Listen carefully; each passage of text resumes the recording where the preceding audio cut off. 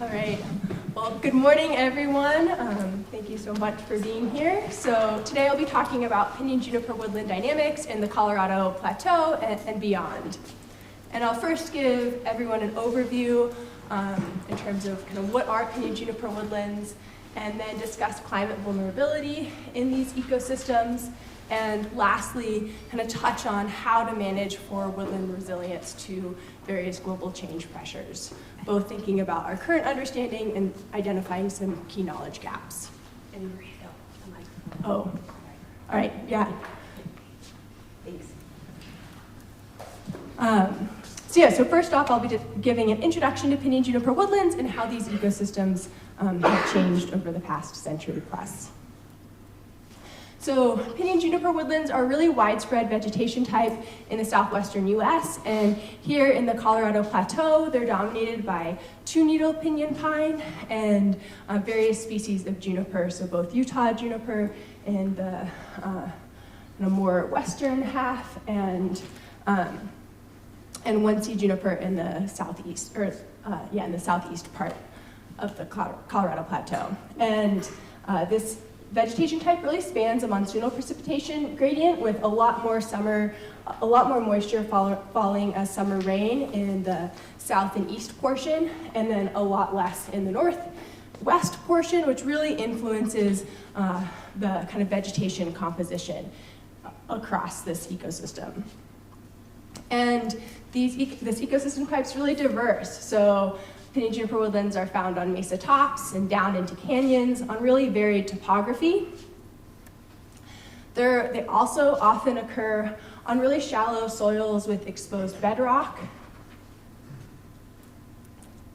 and can have really limited understory vegetation, and often have these really amazing biological soil crusts that are really sensitive to disturbance, and as I mentioned before, exposed bedrock that limits the amount of understory vegetation and historically resulted in long fire return intervals in these examples.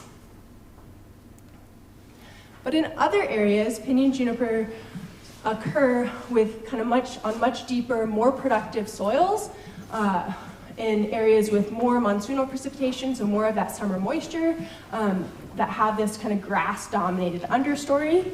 And this is especially common in eastern New Mexico, where you see more of this kind of savanna-type looking ecosystem.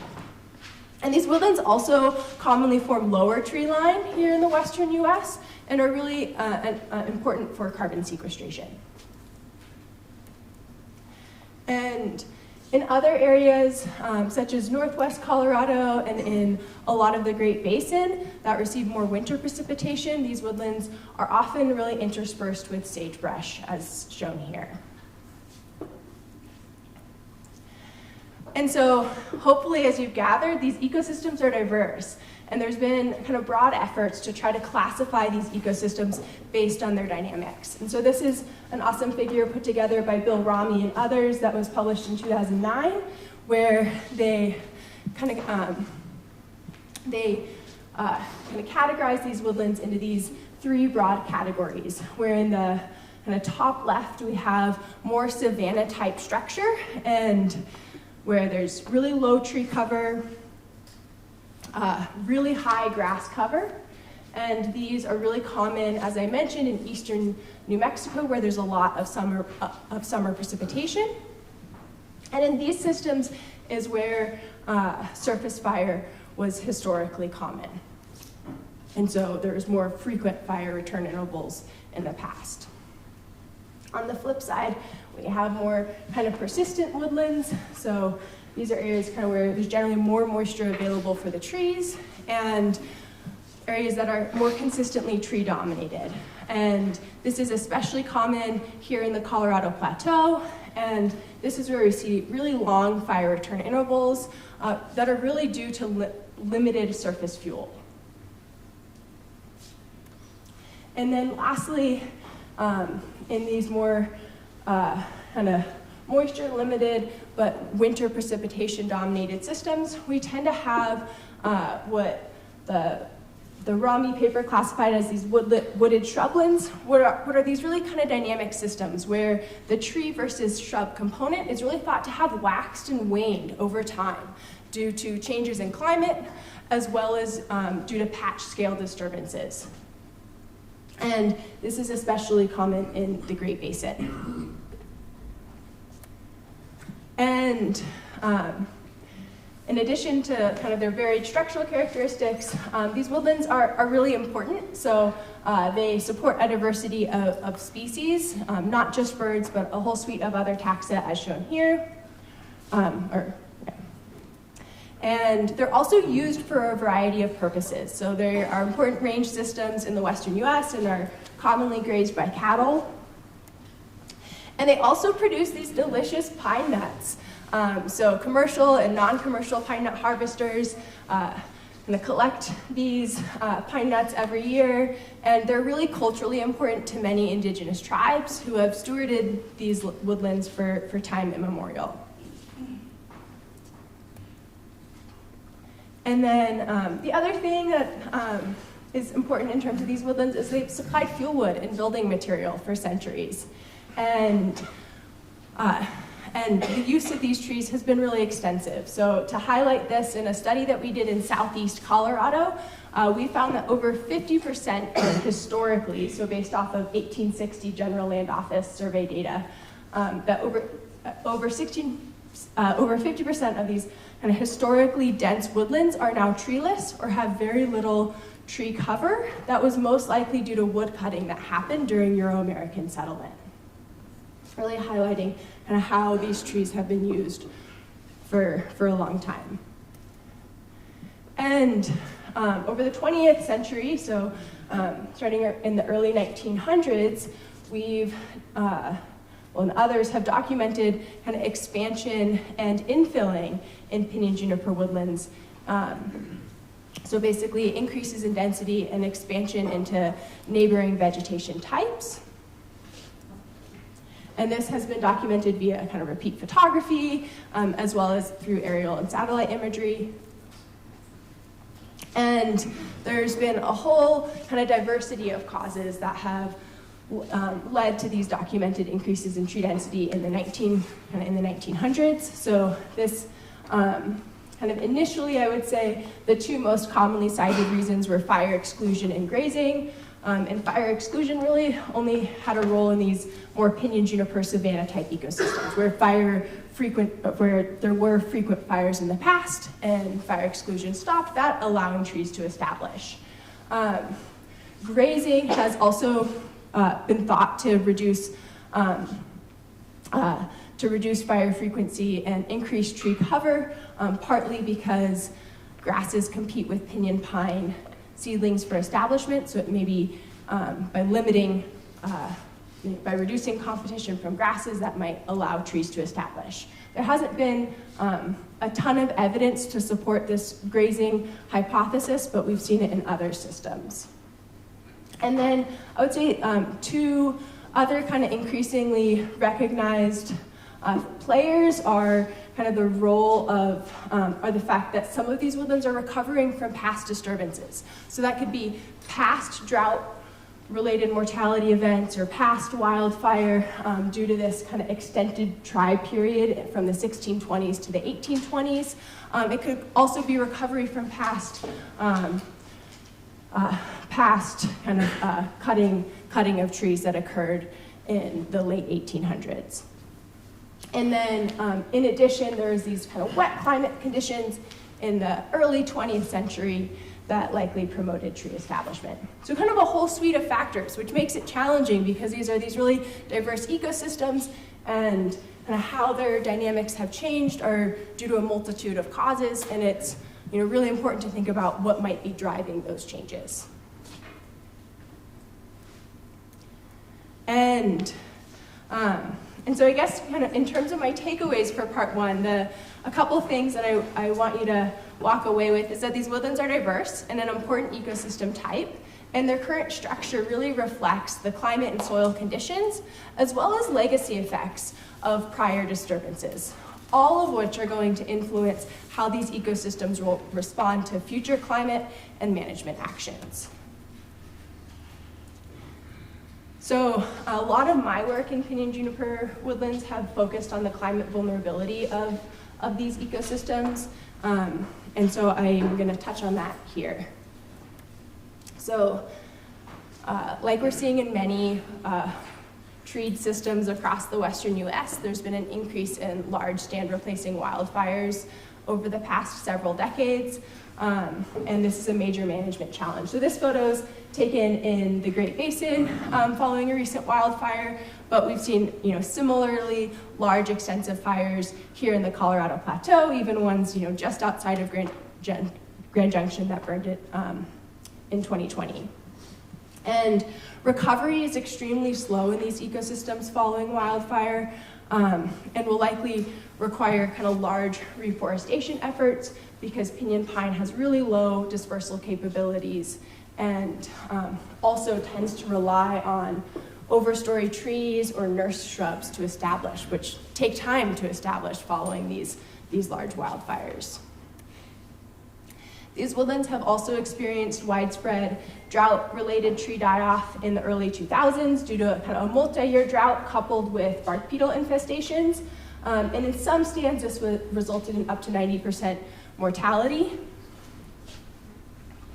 And this map looks like super dire, but this just highlights kind of in red areas that experienced some mortality. It doesn't mean that they experienced 90% mortality like I am showing in the picture here. But I wanted to show it in terms of a lot of this mortality was really concentrated in southwest Colorado, and in northern New Mexico.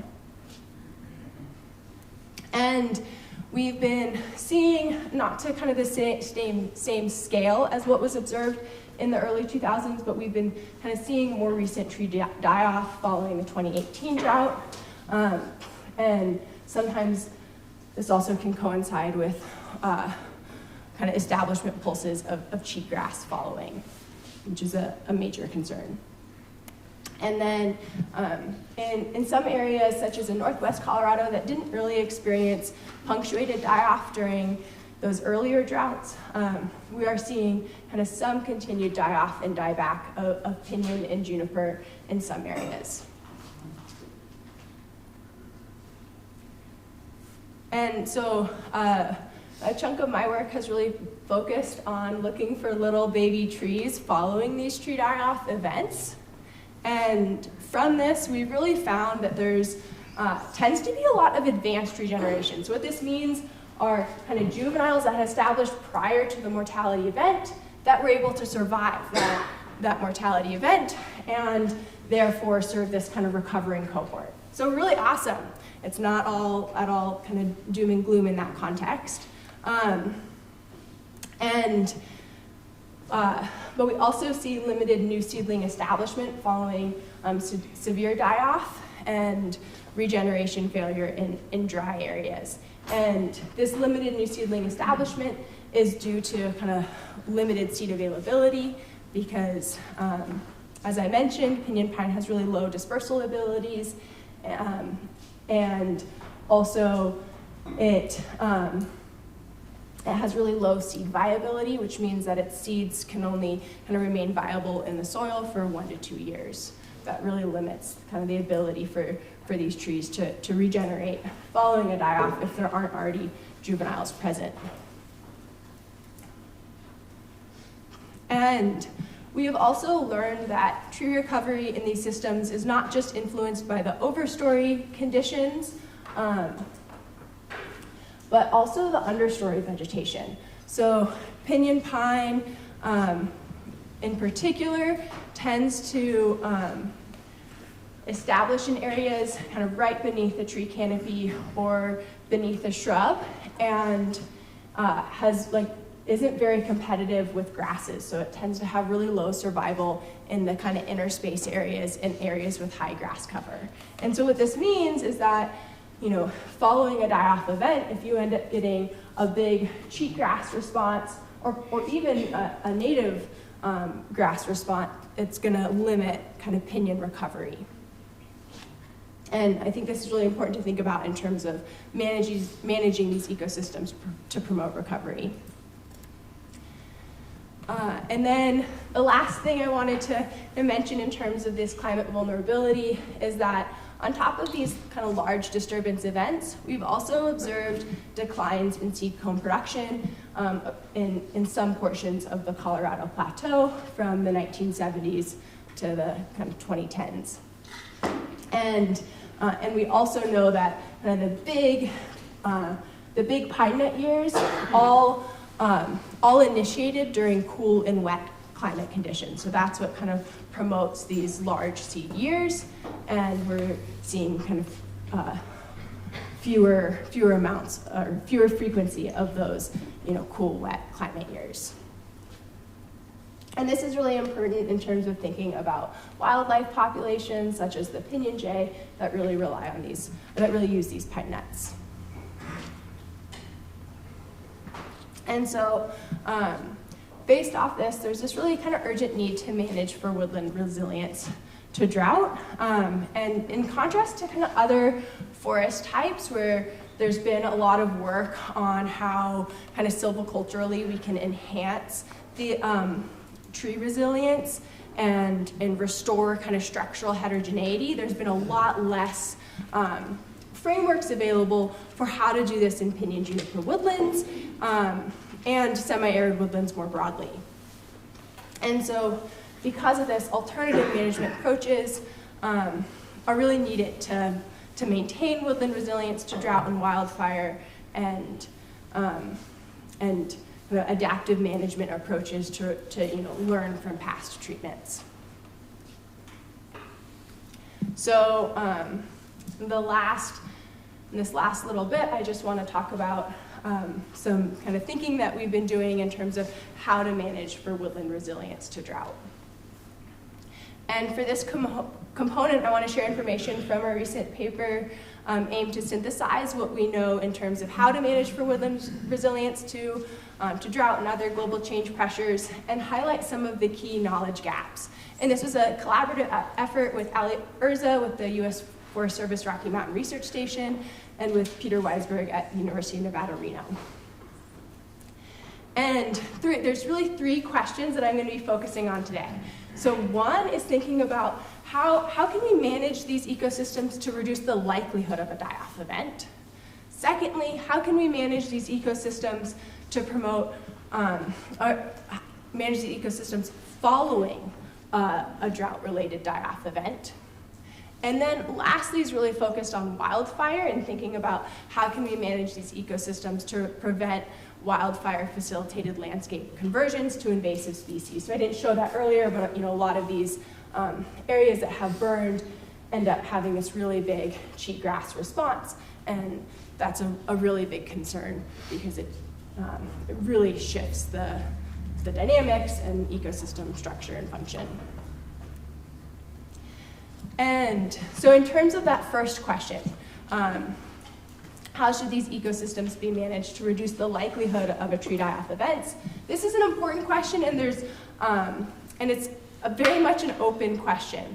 And so there's a few things that we know. So one, from kind of observational studies that have looked at stand density in areas that experienced mortality during drought and in areas that didn't, we've found some association with kind of fewer mortality and less dense stands, suggesting that thinning to reduce tree density might increase the likelihood of those remaining trees to survive drought. But some studies have found no relationship at all. And notably, there's, at least to my knowledge, there aren't really kind of these replicated experimental studies that actually reduce tree density and see how that affects tree health to really tackle this question. So because of that, we have very kind of low confidence in this kind of first bullet in terms of whether thinning is effective or not. We do know that any sort of thinning treatment should really prioritize maintaining sufficient tree cover, partly because a lot of those regenerating juveniles establish beneath those overstory trees. Also retaining seed trees, again, for that regeneration, and suitable microsites for regeneration. And then lastly, because juvenile trees are really important for promoting tree recovery following drought, it's really important to do more uneven aged management in these systems where you're not, where you're still leaving a lot of juveniles, and also kind of trying to promote structural heterogeneity. So secondly, kind of thinking about, okay, following a drought mortality event, how should these ecosystems be managed? I guess a couple key things that I'll highlight, I'm short on time, but a couple key things to highlight are, one, that logs and dead snags can actually be really beneficial. They're super important for promoting tree regeneration because they create these cooler and wetter microsites for the juvenile trees to establish. And they're also important for other taxa as well. And so it's really important to not remove all the logs because of that. And then, in areas that don't have kind of juvenile trees present and experienced a really severe die-off event where there aren't going to be kind of seed sources available, then if the goal is to return it to a woodland system relatively quickly, planting pinyon pine trees would likely be needed. And finally, in terms of that last question of how do we manage these systems to reduce the likelihood of a wildfire-facilitated landscape conversion, I would say there's kind of two main things. So one is the importance of maintaining or even increasing native perennial understory cover in burned stands to really promote recovery for perennial plant species to then prevent these invasive annuals from establishing. So grazing management can be really important here in terms of resting burned areas from grazing and through seeding and planting of desired species. As I mentioned already, planting pinyon pine seeds or seedlings in appropriate microsites, so down logs, beneath shrubs to promote woodland recovery can be important if that's the goal. And then I think the big question is fuel reduction treatments, and I would say it's kind of unclear, the current state of knowledge, it's unclear kind of whether and to what extent woody fuel reduction kind of reduces fire risk, partly because the potential for more continuous surface fuels that can increase fire spread. And so we really need more work to understand what types of treatments are most effective under different climate conditions. And I wanted to just show this table from our paper to one, highlight how treatment options can really vary depending on different management priorities, but mostly to really highlight in our confidence in terms of what to do to increase woodland resilience to drought and to reduce fire risk. We have really low to moderate confidence. And so that's where collaborative efforts and collaborative and interdisciplinary efforts are really needed to fill these knowledge gaps. And Ian Barrett will be talking about a study that we're doing to help fill some of these gaps, and other interdisciplinary efforts and collaborations are going on to develop landscape prioritization frameworks and think about where we should manage for what and what treatments are then going to be most effective. So I'm gonna, for the sake of time, just end there, and I would be happy to take any questions or comments.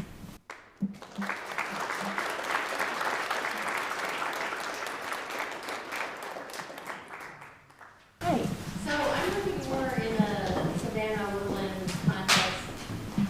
Thank you, Retta. I'm working more in a savanna context in the southeast part of Colorado. And what I'm finding on some of my more severe juniper sites is that juniper, when we get a large precipitation event, is shedding so much water that I'm getting soil crusting, I'm losing my understory of all my, native grasses. I'm not even getting cheatgrass invasion so much, but it's just destroying my understory. And for me, it seems like the answer is to, do brush management treatment and get that out of the system so I can get some kind of, repair, hopefully, and then, using cattle to come in and break up that soil crust and make it more of a mulch. Did you have any evidence of how to treat a savanna system? Because to me, it's like, it's historically been a grazed system, and then it starts to break down at a certain point and the hydrology changes. Yeah, that's a really good question. And so I'll be honest, I've actually worked the least in the savanna type system, so I've less to go off of there. I think, in the areas that did burn frequently in the past, introducing fire could be beneficial for promoting that understory response, but it also can come with the risk of introducing invasive species, especially if there aren't a lot of native plants present. Yeah. I will say I've been really interested in how trees influence water availability, and one study that was done at the Sevieta, so in kind of eastern New Mexico area, found actually like a decrease in water availability following a die-off event.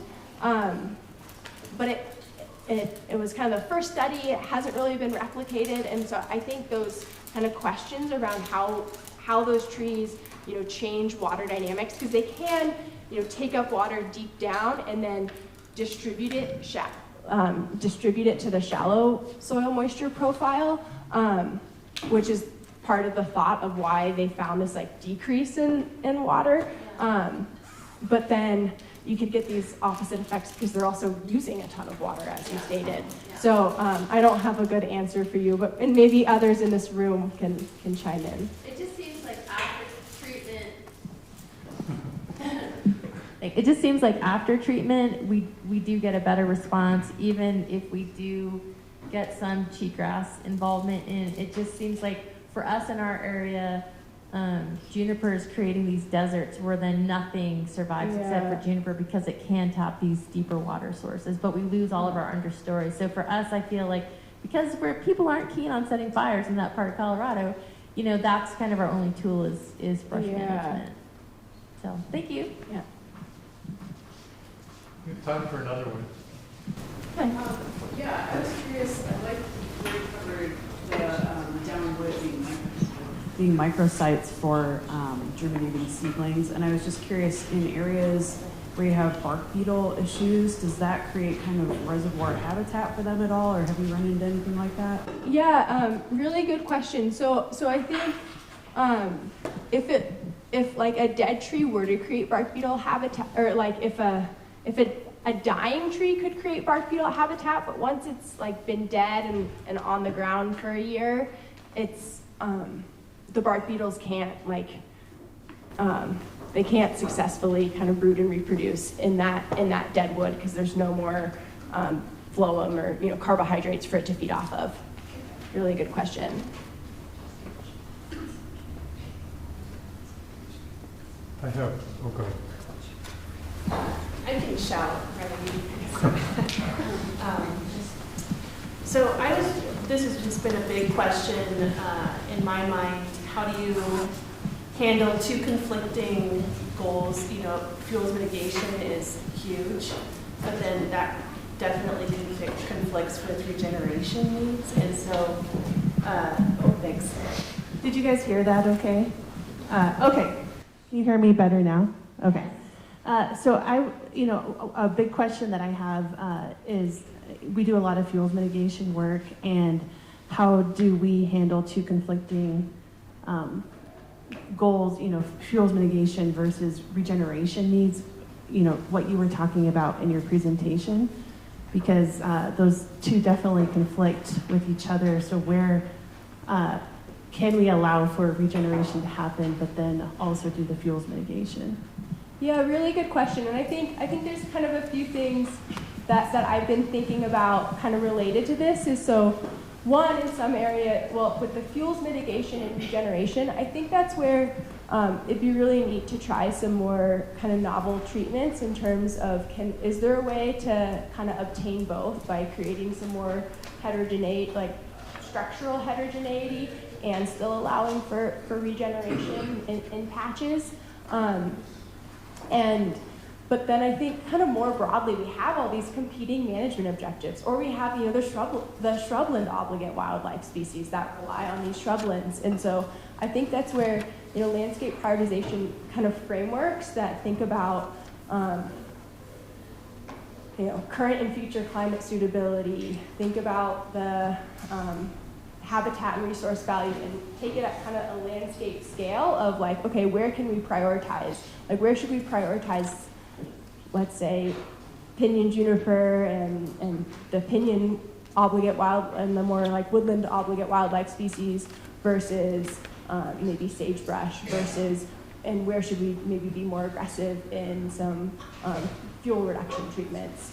I think that kind of broader like landscape level approach can help with that. How it's actually implemented on the ground and is really hard. And like I said, then you also have like the uncertainty in the actual treatment effectiveness for especially some of these more like heterogeneous treatments. Great. Thanks, Miranda.